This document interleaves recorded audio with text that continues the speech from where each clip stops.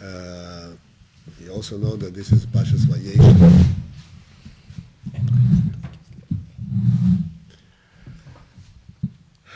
And we will discuss in certain things in general, and then we'll focus in on a specific element that we want to kind of get a good feel for.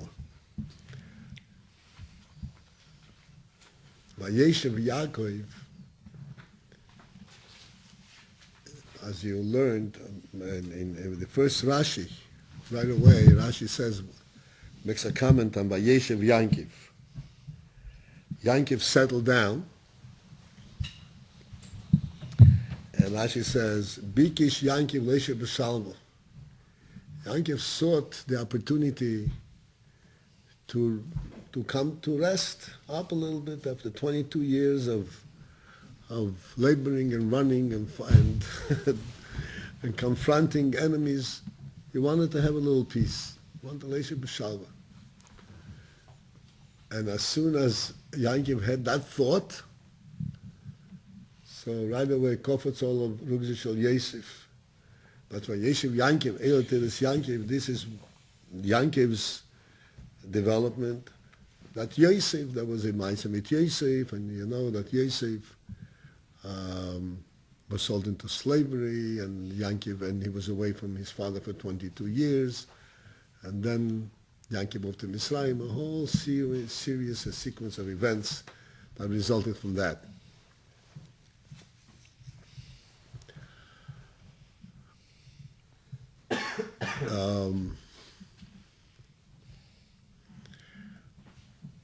What's wrong with settling down in peace? He seems to be saying Yankiv wanted this calm, and then in response to that there was this debacle with Yosef and so forth.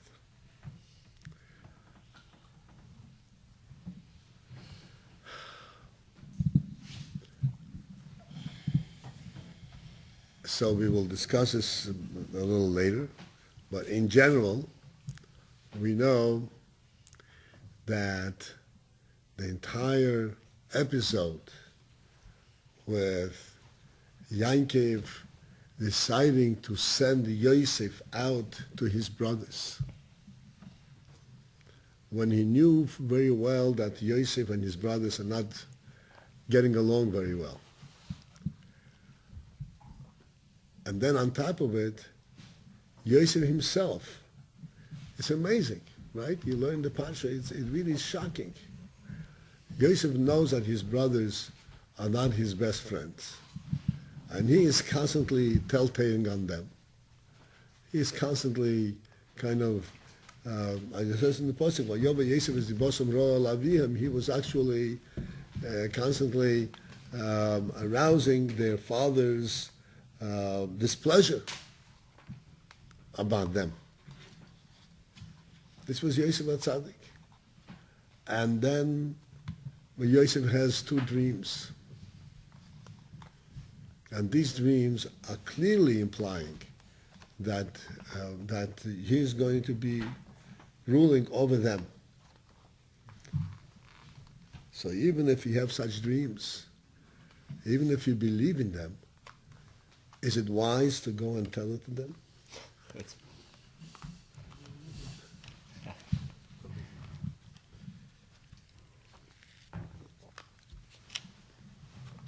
What's the point of that? As a matter of fact, Yankiv himself reprimanded Yosef. Right. What is this? What are you doing? As Rashi explains, you're causing animosity from your brothers.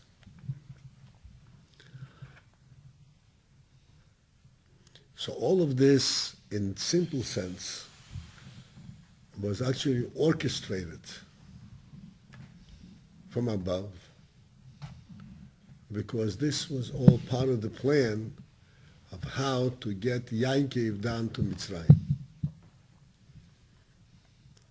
Since that there was an original bris, a covenant that Hashem made with Abraham. And he said to him that ultimately, Geri is Aracha, your offspring are going to be Gerim, and they're going to be and they're going to be enslaved for a good period of time, and then they will be freed, and then they will rise to their ultimate position, ultimate right. And the Gemara says that this could have happened in a much more severe, hostile manner, because it has to happen.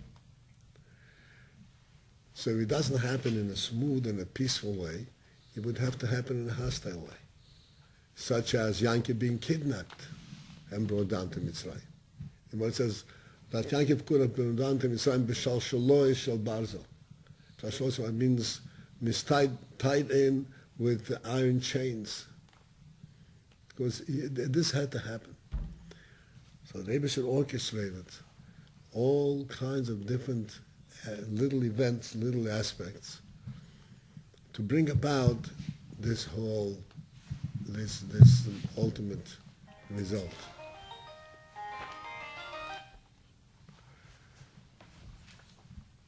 Because this was, as it says in Rashi, brings down Emek Chevrein. Emek Chevrein, what is Emek Chevrein? This is the depth of Chevrein. Eitza Amukah Shel Avram. This is the depth of Hashem's plan in ultimately bringing about that Eden should reach the state where they can be recipients of the Torah.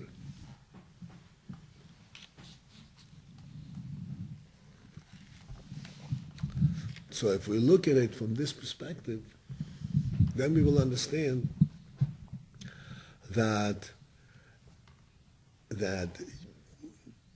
Yosef being sold into slavery was a very drastic type of deed, totally unexpected, totally it can't even be really understood. But it would not have happened if not for the deep animosity that his brothers felt for him, which was aggravated by these dreams and by him telling him of these dreams. As a matter of fact, as you know, that when Yosef came to his brothers and they were plotting to kill him, what did they mention about in their plan? They mentioned specifically his dreams.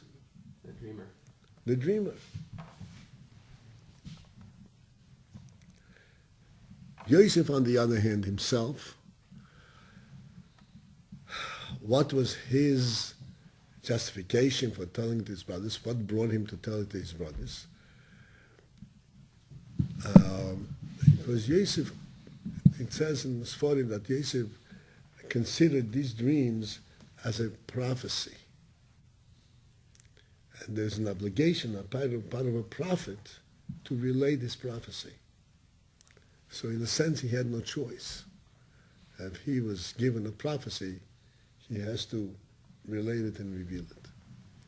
This is a general overview of what the situation is. The major part in this are the dreams. Yosef has two dreams. And there's a sikha from Rabbi, where the Rebbe compares Yosef's two dreams to Paro's two dreams. Next week, we have the dreams of Paro. Also two dreams. And the Rebbe takes a very interesting analysis, comparison between these two dreams, which gives us a very good handle in terms of what a Yid is, and Avodah, and so forth.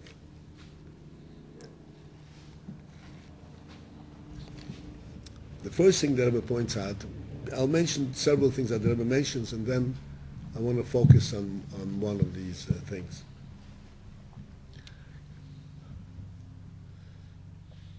VaYeishev dream begins from earthly things, from produce that was growing on the ground, and then the second dream goes up to the heavens, to the sun and the moon, and the stars. So he starts down on the ground and he rises up to the heavens, going from the bottom up. Paro's dream begins from cows, which is the animal kingdom, and the second dream is into the ground, into the produce, the stalks of wheat. So Paro's dream goes downwards from a higher level, from the animal kingdom into the plant kingdom. Another difference Rabbi points out, and that is really the focus of our talk today. Yosef's dream begins by them standing and tying up wheat stalks.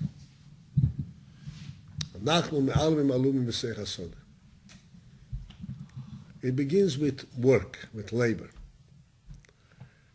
Paro's dream has absolutely no effort on Paro's part at all. The cows come up and they eat each other up. The stalks rise up from the Nile, and whatever happens, there is no human effort. Everything is just coming automatically and simply. And this, the Rebbe points out, is a fundamental difference between Kedusha and Klippa.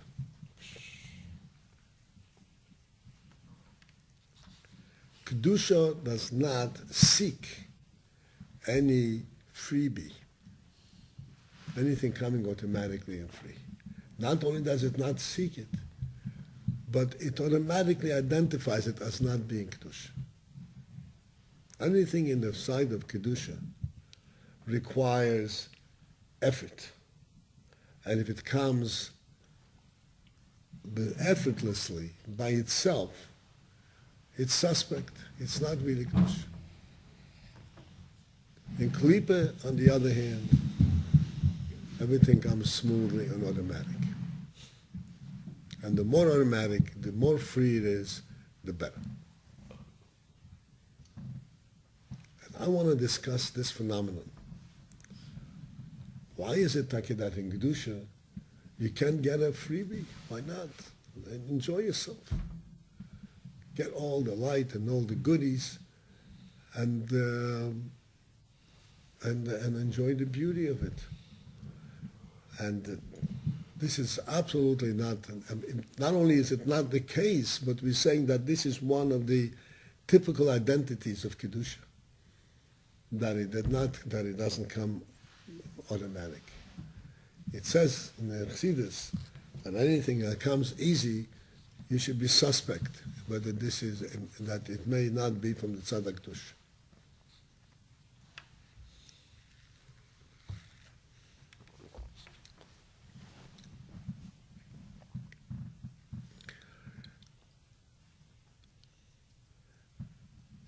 And I want to discuss this, so to speak, at a little deeper and a significant level, to understand why this is the case. The difference between, in general, between Kedusha and Klippa is, starting from the Klippa side, that the Klippa is simply interested in enhancing itself, making things, enhancing, stronger, making oneself, gain, personal gain. You know what that is, right? Generally, it's personal gain.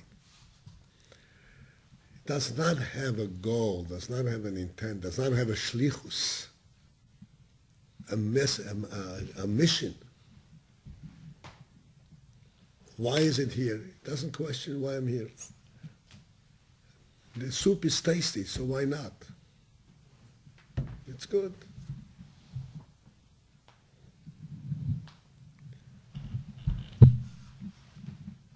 This is one principle that distinguishes Kedusha from Klippa in a very clear and drastic separation.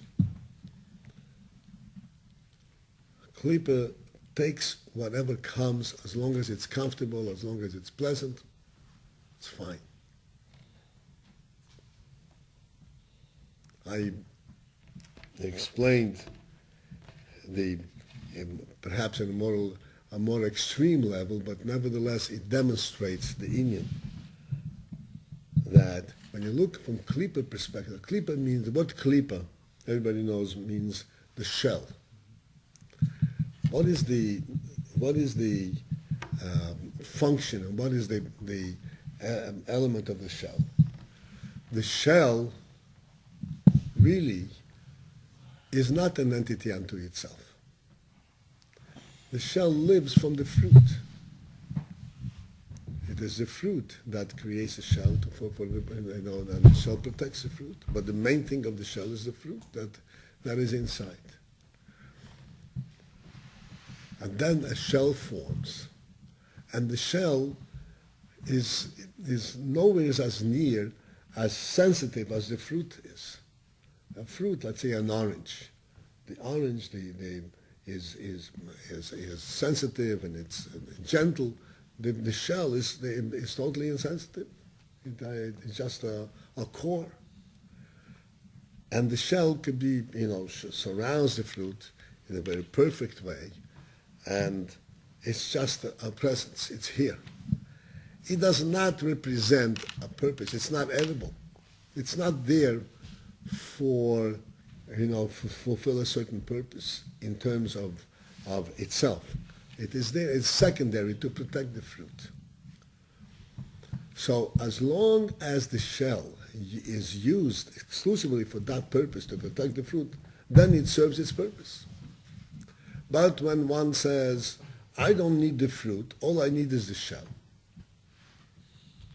and this is satisfactory, then it's taken on a completely different position. This is what we have in the world. Hashem created the world for a godly purpose.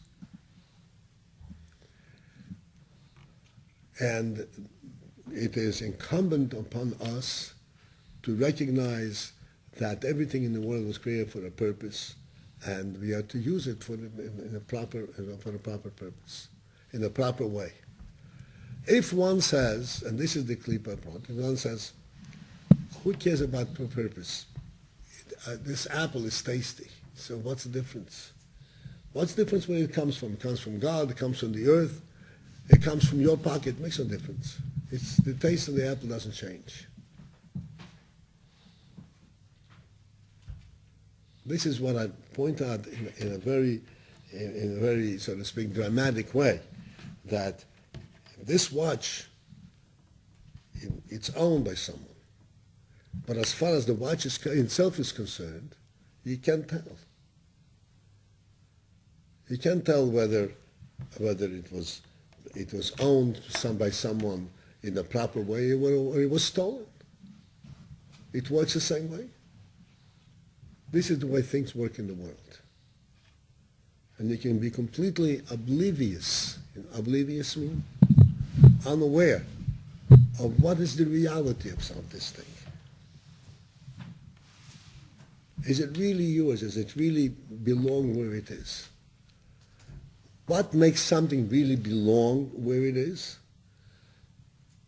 If it came down the proper channels from God into your hand, essentially.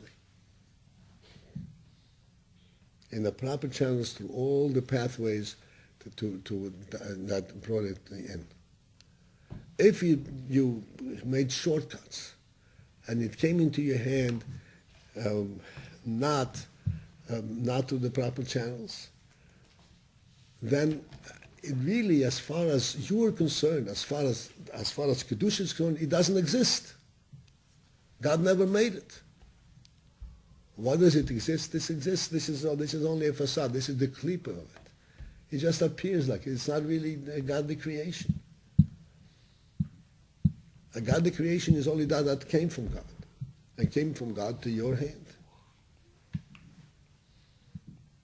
This is why, a decent human being, a decent person, something that he did not earn, something that he came to his hand in a wrong way, he can't enjoy.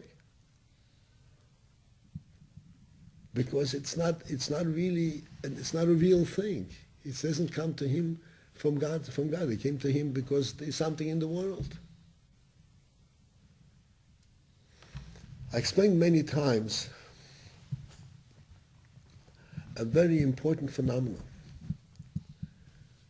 That is the union of a bracha. When we have a fruit, we make a bracha and we eat. What is the pshat of a bracha? The fruit is right here on the table already. And you hold it in your hand. And all of a sudden you say, Boire prihois. What's mean Boire prihois? He creates the fruit. He doesn't create, it's right there. I took it from the table and I'm eating it. I don't see him creating it. What is the meaning of the bracha? Please understand, the meaning of the bracha is, yes, indeed, this fruit grew on a tree, which stands on the ground.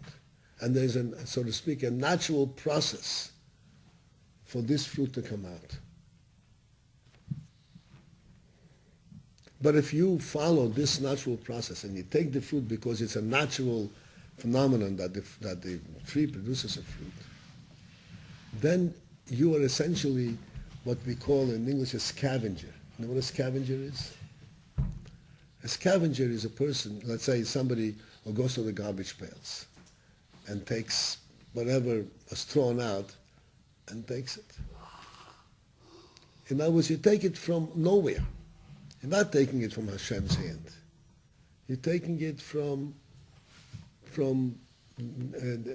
you're seeking it just like the cat, just like the mouse, just like the cockroach. You're also going in and finding on the ground whatever there is something that can be eaten, you eat. From the world, from the klipa. We don't eat.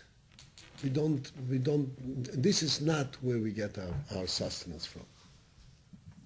We get our sustenance directly from Hashem.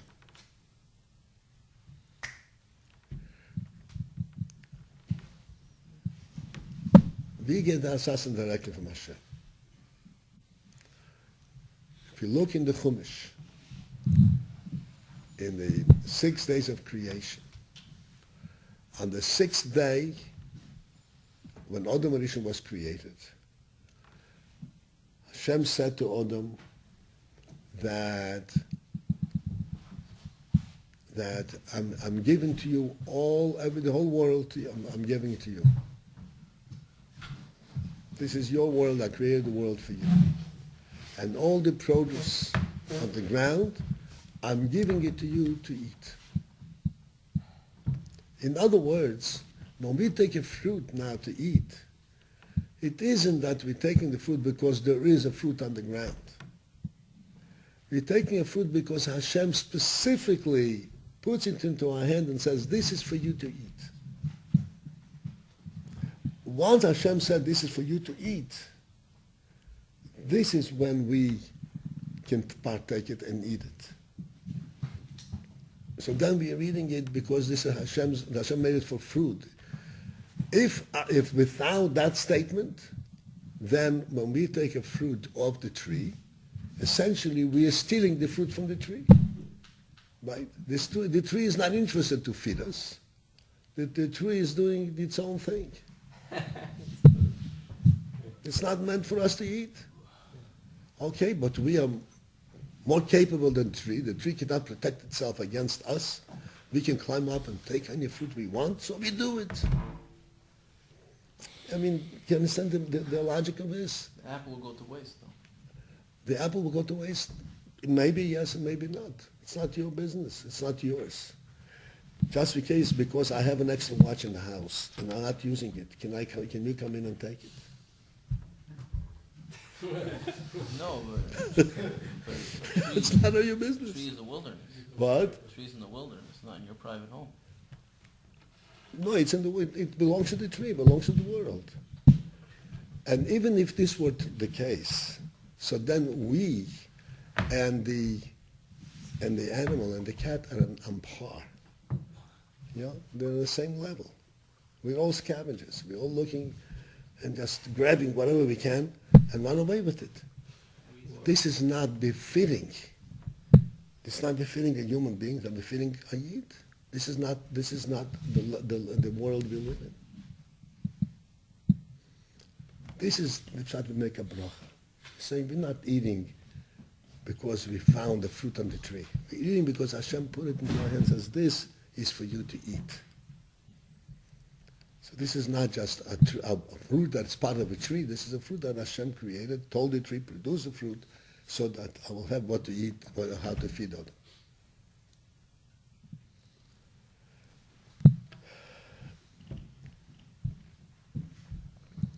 This is the principle of Kedusha. Kedusha is always, at every level, connected back to its very source. So that everything that comes to my hand is traced back and it came through the proper channels all the way into my hand.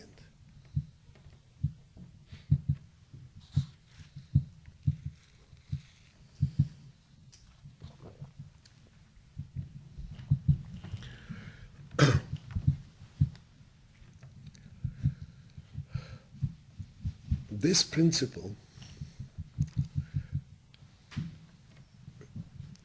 on a broader scale, this is okay, we discussed the fruit and so forth, but on a broader scale, this really entails, this means a much more significant and a much more difficult effort, task, than the simple thing of taking a fruit and making a bracha.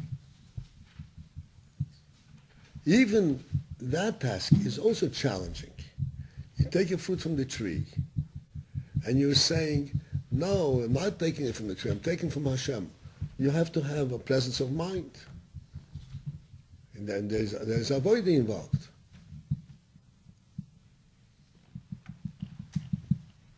But the overall human effort of building this world and building what we need to do to build in the world, like you always know, you have to make a dira, leyes borech. This really involves going against the nature of the world on the basis of the fact that the world belongs to Hashem and breaking through and building new venues, new approaches, new breakthroughs into the world. We once spoke, I remember, about learning Torah. You learn a piece of Gemara. You learn a Tosfos. Remember this, what I explained to you. You learn a piece of Gemara, and this same Gemara was learned by people before you and people parallel to you all over the world, and you were learning it. So what do you accomplish by learning it? It's being learned all over. Many people learn it. The answer is that every person has a different challenge, a different obstacle that he has to break through. When you learn this piece of Gemara and you understand it, you have just now broken through the challenge that you have. Last week we said. Excuse me? We were talking about last week. Last week? The story, that's right. I told you the story with the VaYeishev, right? Yeah. Right.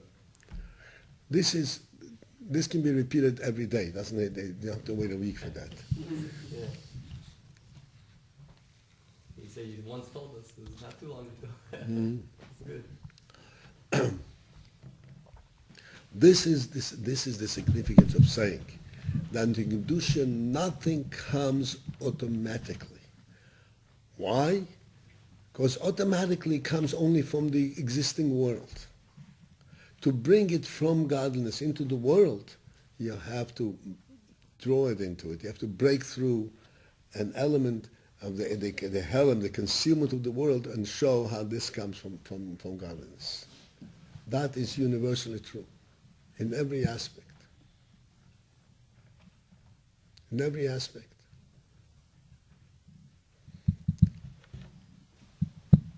This is the basic challenge of life. That you have something in the world, and it's there, but you say, wait a second, it's not really there. It's not really there. Why? Because it didn't come here to my hand from the process coming from Hashem. Therefore, it doesn't exist.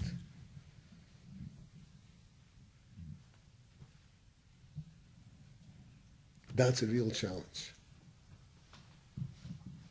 It's a challenge on many levels. The main thing is that when things are broken through, when you are accomplishing everything through avodah, then you are really building a new edifice, a new place.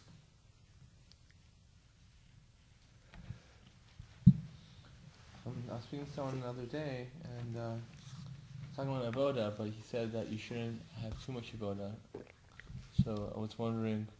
We should say that you shouldn't have too much avoda. I was talking to someone, and I was talking to someone about avoda, about working oneself. And I told him, like, whatever, like, there's... Well, it depends what you mean by too much. So you should like, you... Yeah. Someone told you? You read in a safe or something. People told me a lot of things. Someone told me. Doesn't mean anything. The Rabbi told me. It's The Rabbi told me. Doesn't mean anything. It's it depends what you mean by too much. There is, if this prevents you from leading a normal daily life, then it's not right. There is a place for everything, and there's a time for everything. But generally speaking, a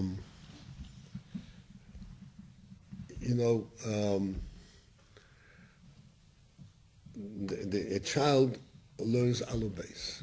As soon as the child knows alubes, what do we do?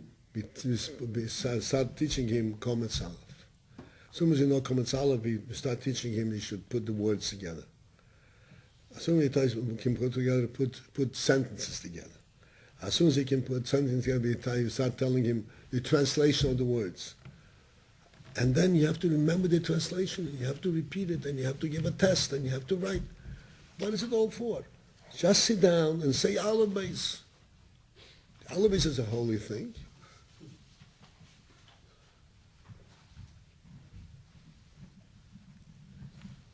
The idea is that there has to be constant growth and constant creation.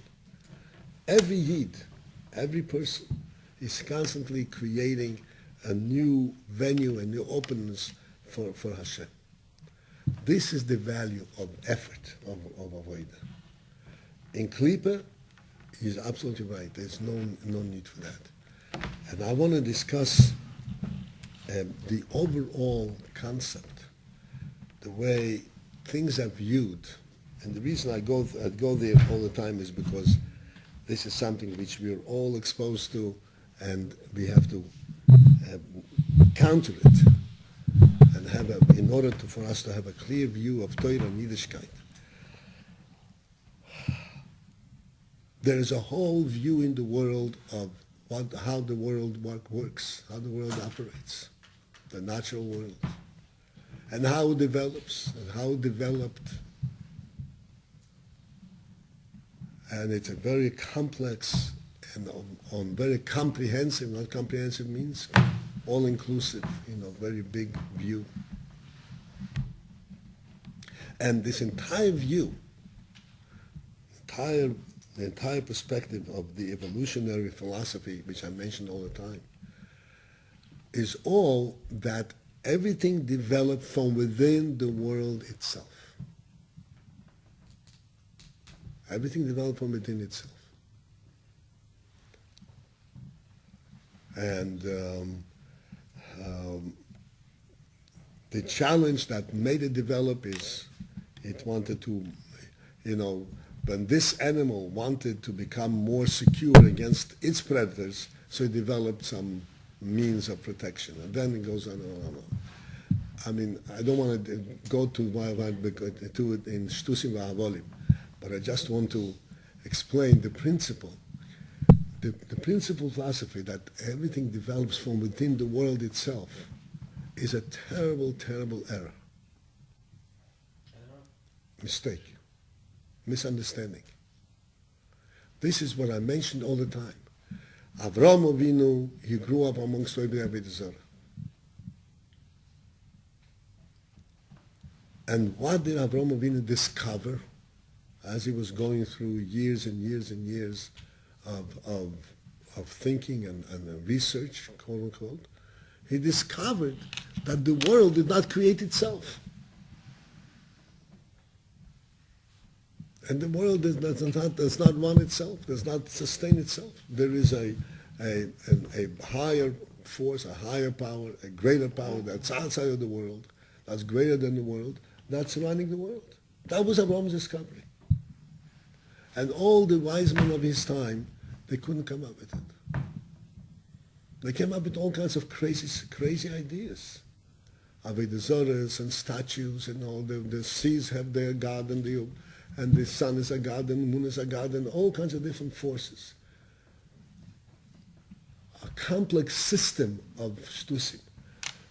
But the idea that really the world is not self-made and that it comes from a higher source that is not worldly at all, that no one came up with.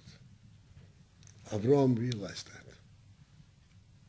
And then Avram set out a lifetime purpose, dedication, to break the whole world, to break into the world and break the world a perception of itself. That you are not self-contained, that you really, there is something higher from which you are sustained. This requires avodah. As long this which the perception that the world is self-creating and the world is self-maintained and self-sustained, that does not require avodah. This is right there. It's from the physical world itself. No matter how complex this whole thinking process is, it's not avodah. It's still basically contained within the same cycle, within the same realm. Avodah means that you bring down from a higher source to a lower source, and you create something. Similar thing is avodah within the person himself.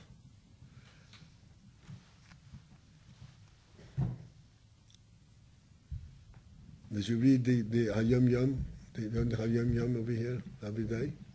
I think today there was a Hayom Yom. But the of Chassidus is to bring the Chochmah down, the Seichel into the Midas. Was it this day? It was, I think.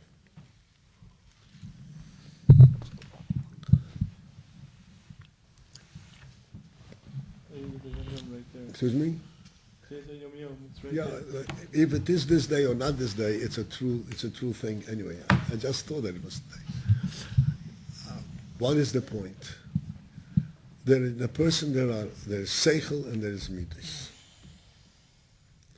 Seichel, we all recognize, even though not all of us really use the seichel appropriately, but we all know that seichel is a very special quality. Seichel is where you have to understand the thing the way it is, not the way you want it to be. You have to understand how the thing is, the truth of the thing is. Whether you like it or not, this is what it is. It doesn't change because you don't like it. This is seichel. Midas, on the other hand, midas are personal experiences, personal preferences. So midas can be very easily, so to speak, natural reactions to circumstance. This guy didn't look at me today in a nice way. So therefore, I'm going to be angry at him. Right? That's a natural reaction.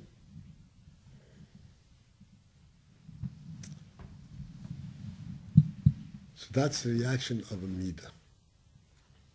But the seichel comes and says, look, you don't relate to this person just on the midas level. His presence here is not by virtue of the fact that you know him through your midas. His presence here, he is a Eibusher's creation. His presence here in this world is because the Eibusher wants him to be here. So he has certain quality, but the reality is much bigger than that quality. He is like the Baal Shem Tov says also, I think maybe it's yesterday, that you have to love a Yidden that you never saw. How can you love someone that you never saw?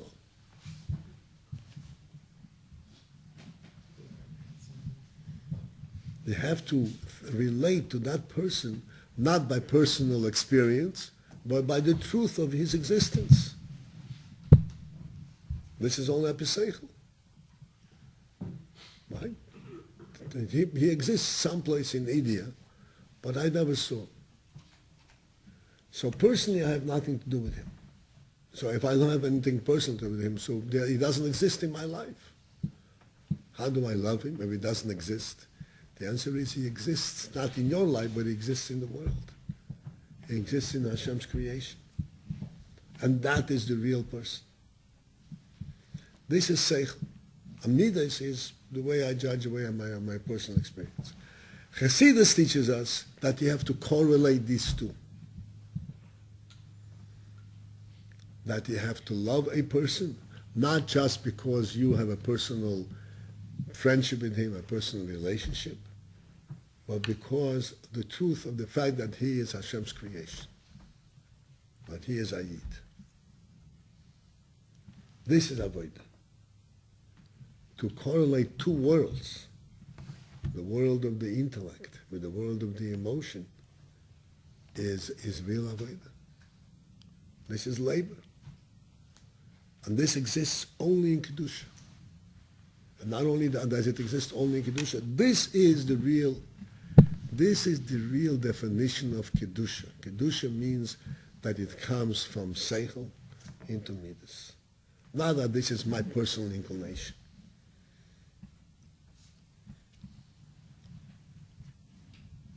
As a matter of fact, right in the first perek of Tanya, the Alter Rebbe says that any good qualities that a person has, good midas, that are only natural, that are because this is his personal inclination, this is how he feels, is not Kedusha, even though they're good midas.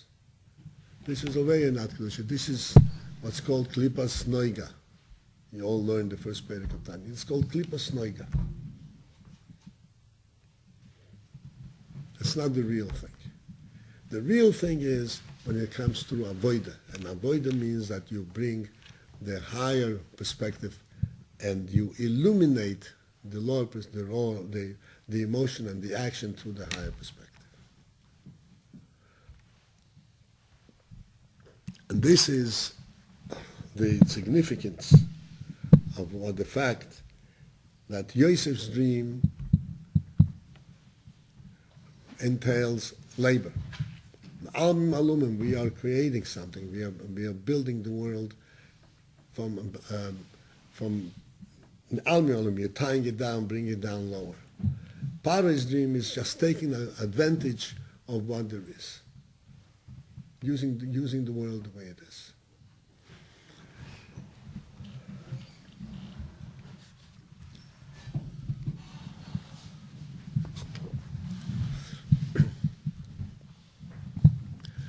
So that, in conclusion of this talk and the point of this,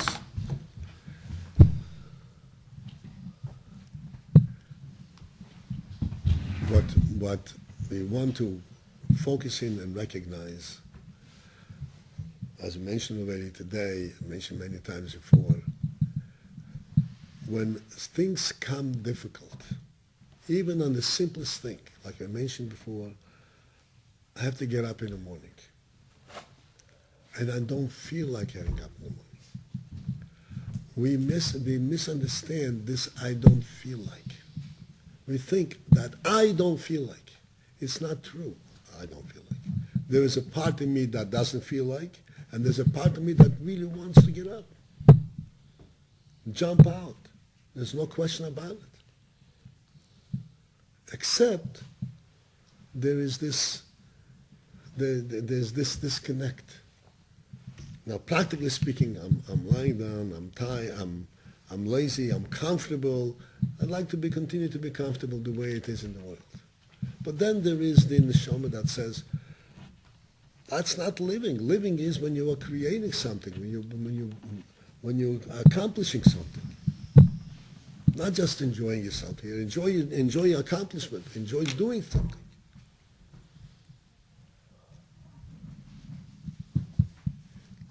There is an interesting insight that I saw in a sikh, I don't remember where I saw it, that one way to judge, to test oneself, whether a certain action was from Kedusha or from Klippa. It's sometimes not so easy to judge. What? Whatever seems harder is the right thing to do. Well, that's ahead of time. That's still a challenge. But one thing that we can judge very clearly, if something that I did came from Kedusha, was a good thing or not a good thing. It's an interesting thing. That if after all is said and done, after you've done it, you feel good about it, that was from Kedusha. That was from Kedusha. If you feel icky, if you feel unhappy, bad about it, no matter what the experience was, that means that it was from Klippa. Sometimes you feel good about stuff that is not so good. You feel good during the time that you're experiencing it. Afterwards, you inevitably, you feel at a loss. I missed it. I didn't make it. Maybe later on, like, maybe if you were to think about it, but like, you're still reveling in it. You mean if the good feeling lasts, is that what you're saying? Excuse me? You mean the good feeling lasts afterwards, that's what you're saying? Of course, you're enjoying it while you're doing it. That's why you're doing it. You think you're enjoying it, but afterwards you realize, hey, what kind of person am I that I should have fallen into this? I don't know. I'm going to give you a simple example. You're eating and you're eating and you're eating and you're eating beyond your capacity, but it's very good food. It's tasty, right? And you get up from the table and you say, I should not have eaten this. I shouldn't have been so enticed and so drawn into it because it tastes good. It's not good. I lowered myself into the food too much. And if you actually did abstain and not eat it, so you're giving up a little bit, it's a personal battle. But then you say, I'm a mensch, right? I'm a mensch. I did what I thought was right. That is correct, that is true. Because this is where where the strength is.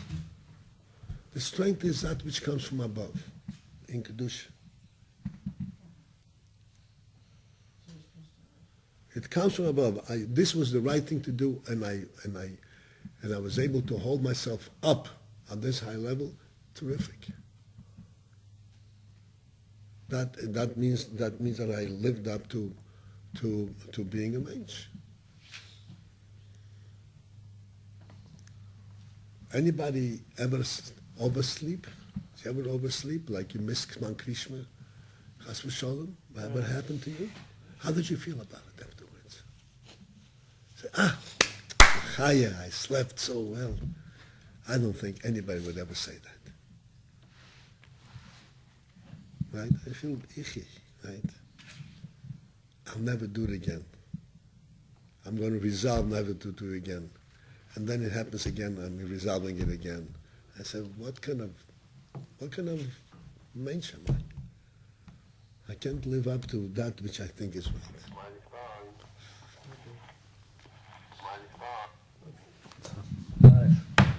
Oh, sorry to disturb you. Blame this guy. That's not my fault. Blame him. No, I'm listening though. He's gonna miss marathon.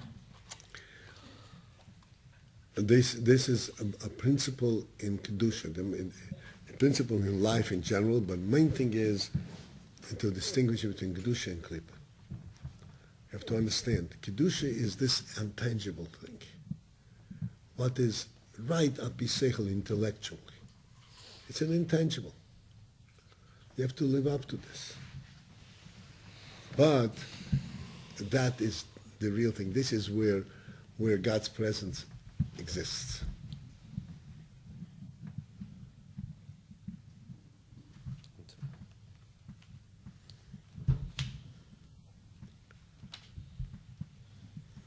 Anytime that one guides himself according to his seichel, says, I should not go there. You know, one of the principles in Avodah, one of the principles of the wise person, of guiding himself in a healthy path of life, is that one has to decide ahead of time where one should go and where one should not go. To go in a place where one shouldn't go, and then say, and then I'm going to close my eyes and not look around, that's not very wise. The wise thing is not to go.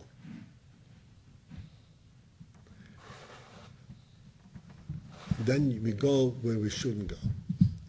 And then we fight with our eyes, not to say anything. Then say, I have an excuse. I could not avoid it. I had to see where I'm walking. The Yetzer Hara is much smarter than you think than you are.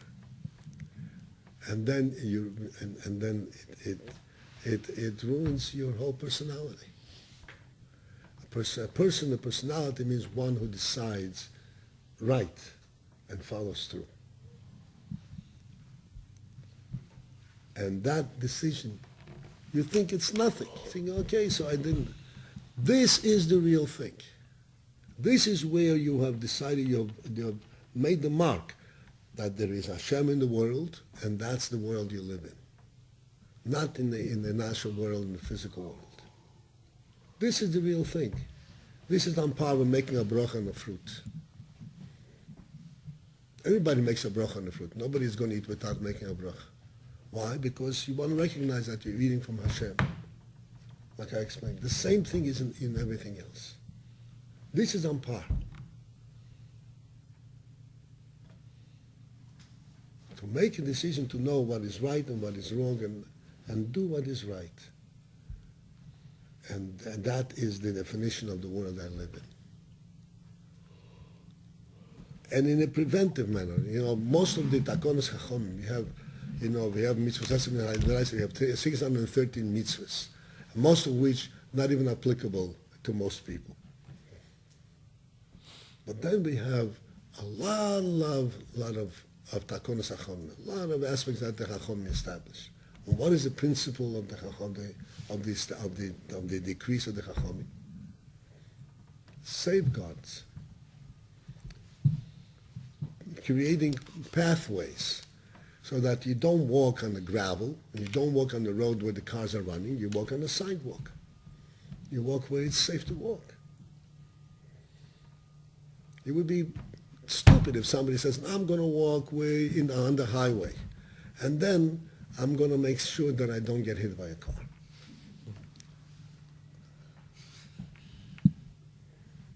Right?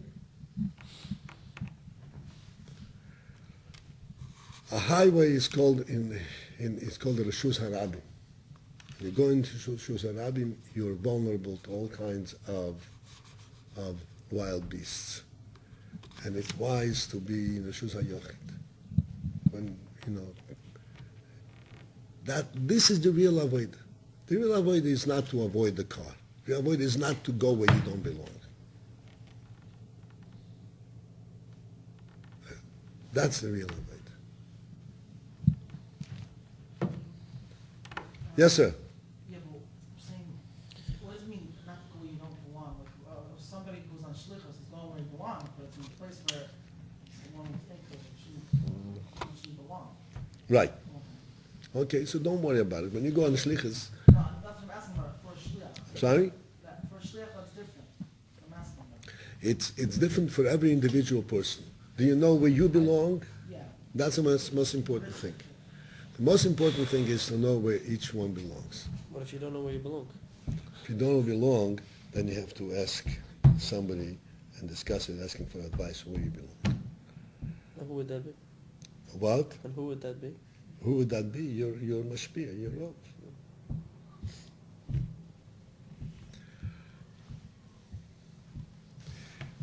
So, the Rebbe should help each one of us that we should be able to know where we belong, to know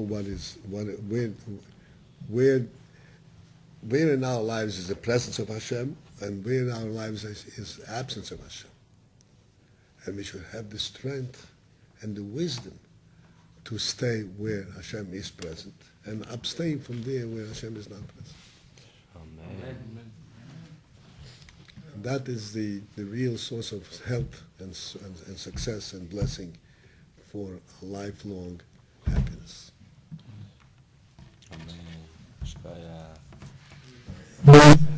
Excuse me? Sometimes, like, for example, walking One? you're walking down the street or this or that, it's not always so easy to know this is the Yitzhahara, this is the Seichel, you know what I mean? To distinguish which is leading you in your thoughts at the moment. Afterwards, you're saying you have a feeling after eating this, and it was good at the time, and it was your eater telling you, oh, you should eat it, and after you feel icky, right? But what about during a time, like some tricks, you know what I mean? Yeah. Yeah.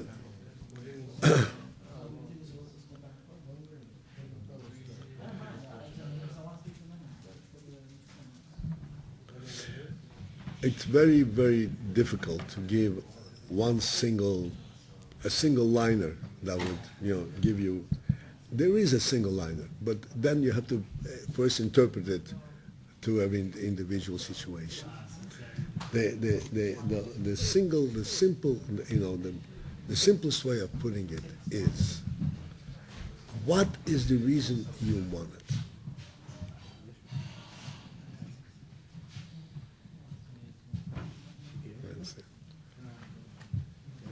What's behind this one?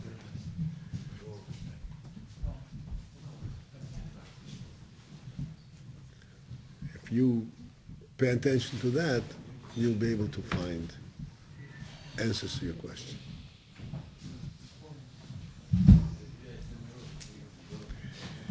All right, have a good day. It's